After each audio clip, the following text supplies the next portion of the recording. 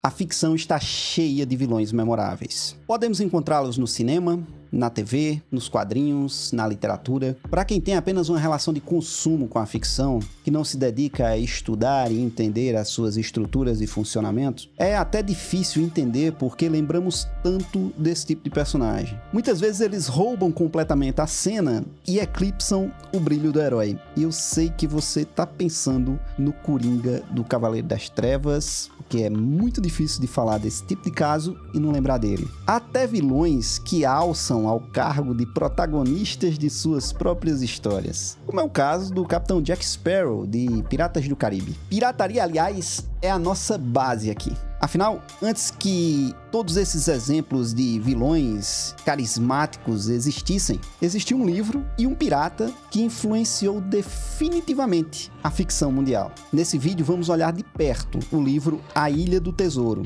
de Robert Louis Stevenson, e seu personagem mais memorável, o pirata Long John Silver. Para entendermos os vilões, a complexa relação moral que essa obra estabelece e a sua avassaladora influência na cultura mundial. E se você é novo por aqui, eu aviso logo que este não é um vídeo resenha, e sim um passeio pela estrutura da obra e um vislumbre na nossa própria humanidade.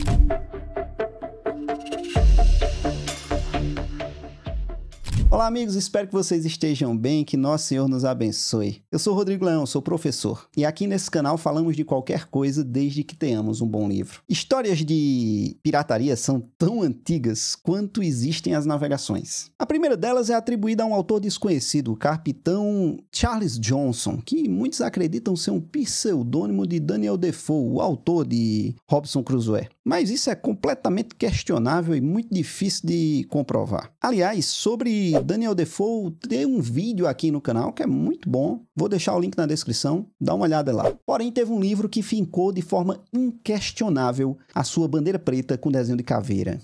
Afinal, não basta ser a primeira para servir de maior influência? A gente está falando de A Ilha do Tesouro, de Robert Louis Stevenson. Depois dessa obra aqui, Stevenson ainda publicaria uma outra que seria de ainda mais sucesso e ajudaria a perpetuar o seu nome de uma vez por todas no cânone da literatura universal. A gente está falando de Um Médico e um Monstro. Uma obra que, como poucas, discute a nossa própria natureza, nossa capacidade de comportar dentro de nós mesmos, tanto a face boa como a face ruim da vida, tanto o bem como o mal.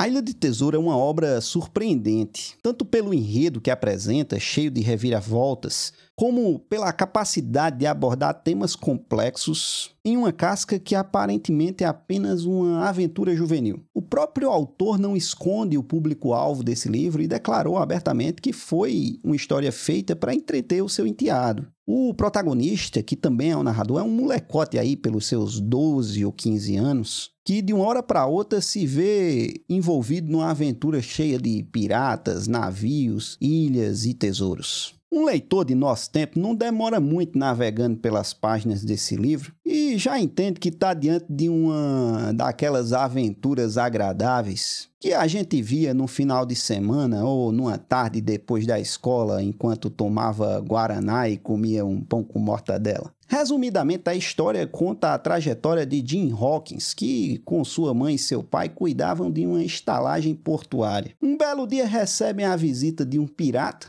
que lá fica hospedado por um tempo, até que antigos companheiros passam a caçá-lo e ele acaba morto. Vasculhando as coisas do defunto, Jim descobre um livro de contabilidade e um mapa de um tesouro. Entrega isso ao médico da cidade e logo estão todos dentro de um navio partindo rumo a uma ilha desconhecida para buscar essa fortuna. A estrutura aventuresca, os personagens carismáticos que formam um bando desajeitado e fora de sintonia, o enredo cheio de reviravoltas com um supapo atrás do outro, os capítulos curtos, a narrativa visual, tudo contribui para tornar essa uma das narrativas mais agradáveis que você vai encontrar num clássico desse tamanho. Geralmente, quando a gente fala de influência, é muito fácil puxar o fio até a Odisseia, por exemplo, que apesar de muito boa, ser uma obra de leitura mais difícil, truncada, arrastada. Aqui não. Você tem um livro que traz elementos que serviram de base e influência para várias outras narrativas, não só da literatura, mas como até do cinema e da TV. E com uma leitura super agradável, fluida, fácil, divertida. Consegue ser encarada facilmente por qualquer um que não tenha sequer um hábito constante de leitura. Aliás, indicação de leitura é algo que me pedem constantemente e esse aqui encaixa facilmente em qualquer idade e qualquer nível de letramento. E por falar nisso, esse livro aqui é ótimo para você fazer um exercício que é anotar, ao final de cada capítulo, os eventos acontecidos na ordem em que eles ocorrem.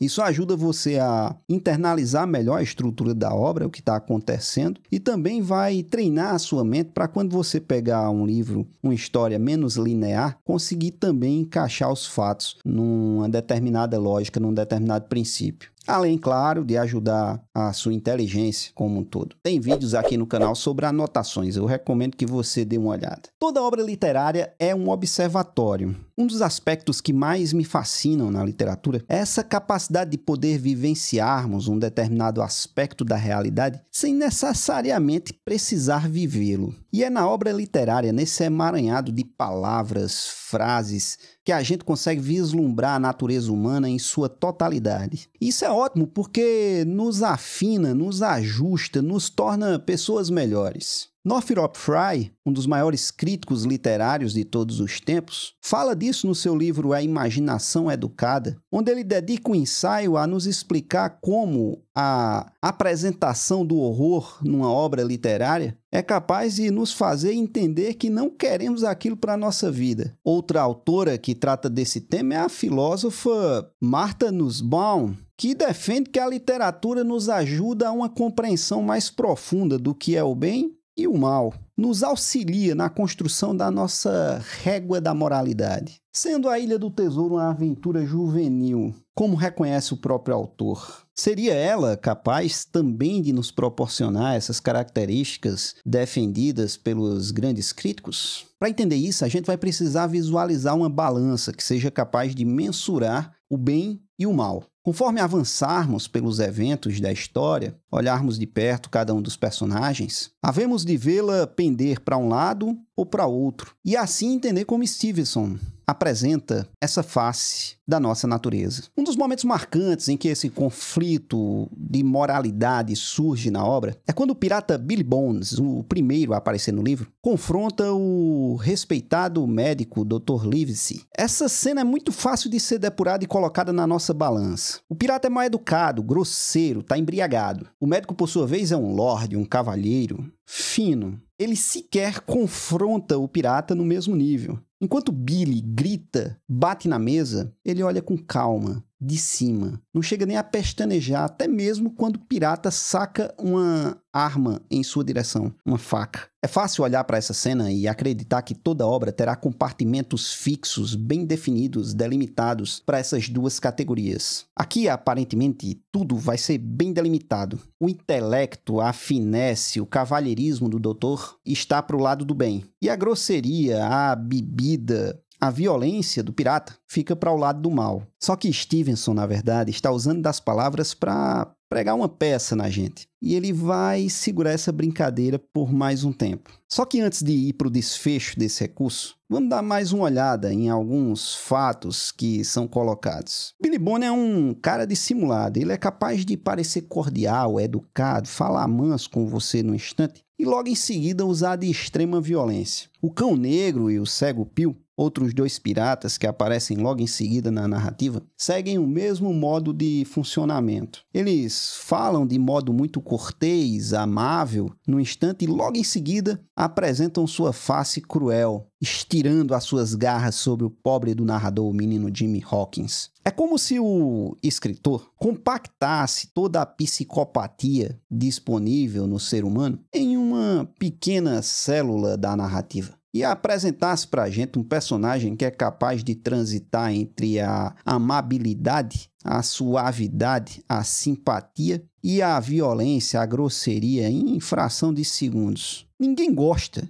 de gente dissimulada, gente que em um momento é muito amável com você e simpática e no outro instante lhe trata com grosseria de forma completamente agressiva, principalmente quando não tem ninguém olhando. Isso é característica de vilão, de gente ruim. Isso é característica do mal. Portanto, podemos claramente colocar esses personagens no lado mal da balança. E o jovem Hawkins? Ele é bom, é claro. Ele é apenas um moleque, chega até a se sentir mal quando entrega a localização do primeiro pirata a um de seus comparsas, um de seus antigos companheiros. Quando o pirata morre, inclusive, ele só vai lá vasculhar as coisas dele, porque há o pretexto de que o homem tinha deixado uma dívida gigante na estalagem de seu pai. Apresenta, portanto, um padrão de moralidade, uma conduta ilibada. Aventuras juvenis, elas costumam ser assim mesmo, sem grandes complexidades, com personagens bidimensionais. Afinal, são para jovens, para crianças, e eles precisam desses modelos mais simples, com padrões morais bem delimitados. A gente encontra isso, por exemplo, nas fábulas. A formiga trabalhadora e a cigarra é preguiçosa. A lebre é vaidosa, a tartaruga é humilde. Porém,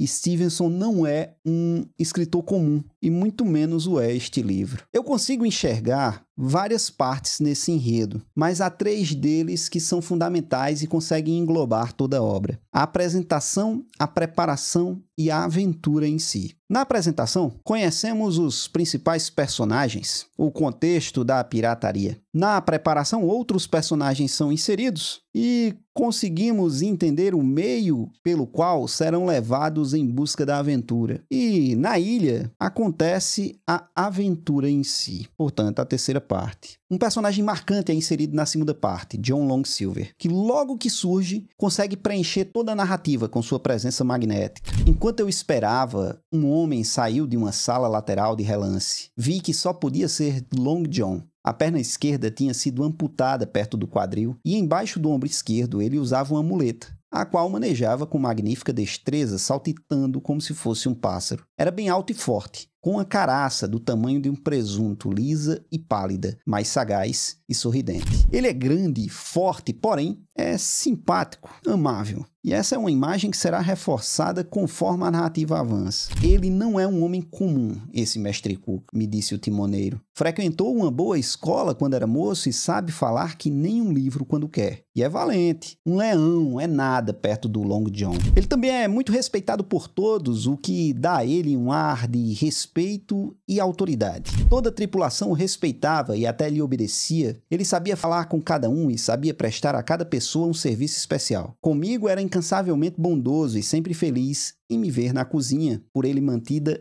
impecavelmente limpa, a louça pendurada e reluzente, a papagaia em uma gaiola no canto. Olhando pelo que foi descrito até agora, como você acha que a balança há de reagir a ele? Para que lado ela vai pender? Para o bem, é claro, mas não nos precipitemos. Já entendemos que nada é tão simples por aqui. Pense no visual de Long John. Ele tem uma perna amputada e usa com agilidade uma muleta. Essa é uma história de pirataria e ele é um homem com a perna de pau. Além disso, sua fiel companheira é uma papagaia tagarela que o acompanha por toda parte. Para qualquer leitor, é fácil olhar para essa imagem e a gente já compreender que se trata de um pirata, é claro. Mas não era bem assim à época da publicação do livro, quando o autor bolou essa artimanha para nos enganar. Sabendo disso, porém, nos dias de hoje, a gente já consegue antever o movimento e associar o comportamento de Long John Silver aos outros piratas que já conhecemos na história. Conseguimos entender que tudo isso não se passa de uma dissimulação que está prestes a resultar numa traição e profunda vilania.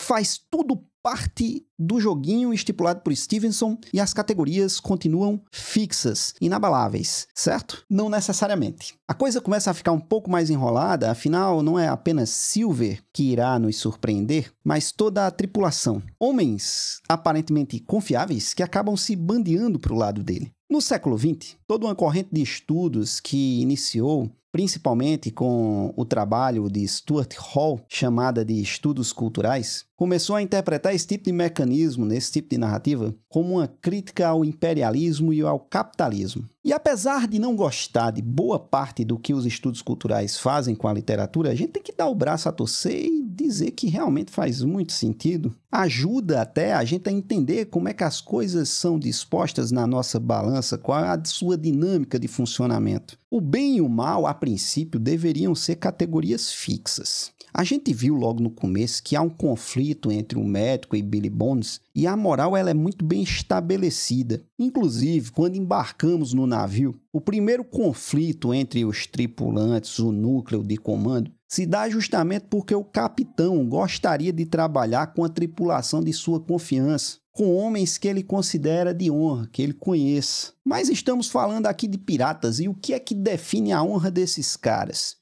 Dinheiro, é claro. Então, personagens que a princípio estavam localizados no lado do bem da balança podem simplesmente transitar para o outro lado dependendo de quanto estão recebendo. Essa é a definição básica de um mercenário, alguém capaz de fazer qualquer coisa desde que bem pago. E o dinheiro, evidentemente, é apenas um símbolo, algo capaz de manipular o interesse do homem e levá-lo completamente à corrupção, à ruína. Isso pode aparecer na narrativa por meio de um objeto, como acontece lá no Senhor dos Anéis, por exemplo, ou até por meio do fruto proibido, como acontece no Éden, na narrativa bíblica. É então que nós podemos nos precipitar e achar que o dinheiro resolve nosso esquema nessa balança. Ele é o pêndulo que vai jogar os personagens de um lado para o outro. Mais uma vez, é importante salientar que nada aqui é tão simples, meu caro. Mais adiante, conforme a traição de Long John se consolida, o menino Hawkins acabará seu refém. É nesse ponto que tudo começa a ficar meio nebuloso e a gente começa a duvidar da eficiência do nosso sistema de avaliação.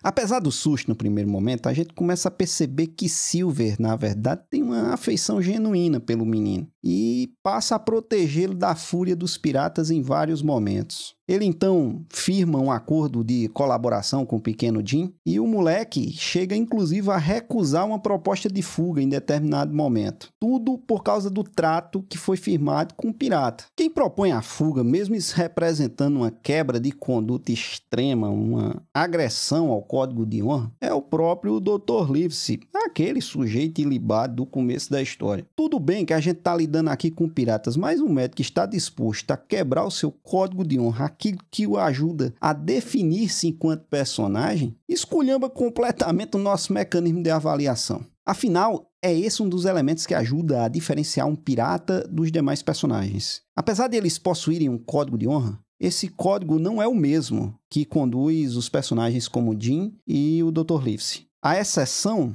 parece ser Long John, porque ele parece transitar entre os dois códigos morais conforme a história avança e conforme a gente percebe que ele não está ali movido unicamente pelo dinheiro. Ele chegará em vários momentos, como a gente já disse, a confrontar os outros piratas para proteger o moleque e vai até entrar num confronto direto, se preocupando de manter o guri a salvo. Evidentemente, ele tem os seus motivos tanto para proteger o menino, como para enfrentar os outros piratas. Nada disso é feito somente pela boa vontade do seu coração. Porém, esse balançar, esse cruzar de fronteira entre um aspecto mau e um aspecto bom, demonstrar essa versatilidade nas suas convicções, é algo inovador para a época e consegue nos fascinar até hoje. Existe uma categoria em crítica literária chamada personagens redondos. Eu já falei aqui no canal sobre ela. O primeiro a estabelecer esse conceito de forma clara foi Foster no livro Aspectos do Romance.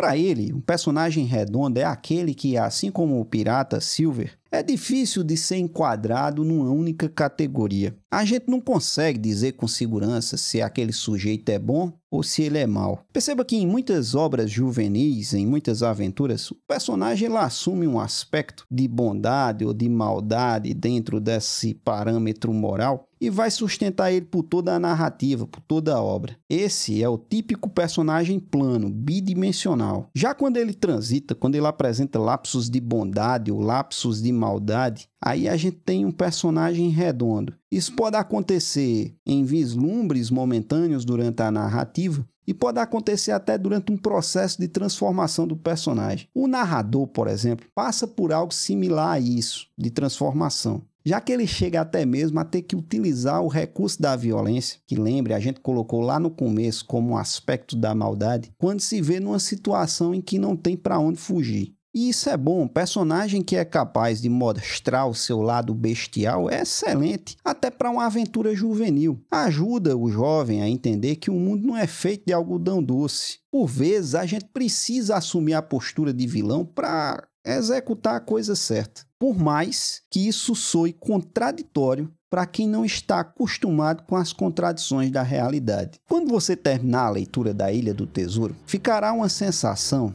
de ter aproveitado muito mais do que uma história de aventura. Como todo bom livro, essa história vai ficar ruminando na sua cabeça por um tempo, processando os seus sentimentos e fermentando seu espírito. Eu acho esse livro um excelente exemplo de que ninguém precisa ficar desperdiçando seu tempo, sua energia, sua vida com essa literatura descartável que o pessoal recomenda pelo TikTok. Mesmo que você esteja começando o hábito agora, mesmo que tenha lido pouquíssima coisa na sua vida, você vai conseguir aproveitar um clássico que, na casca da simplicidade, traz um trabalho tão profundo de representação da nossa realidade e da nossa própria natureza. E é isso, amigos. Espero que tenham gostado de mais esse vídeo. Até a próxima e que Nosso Senhor nos abençoe.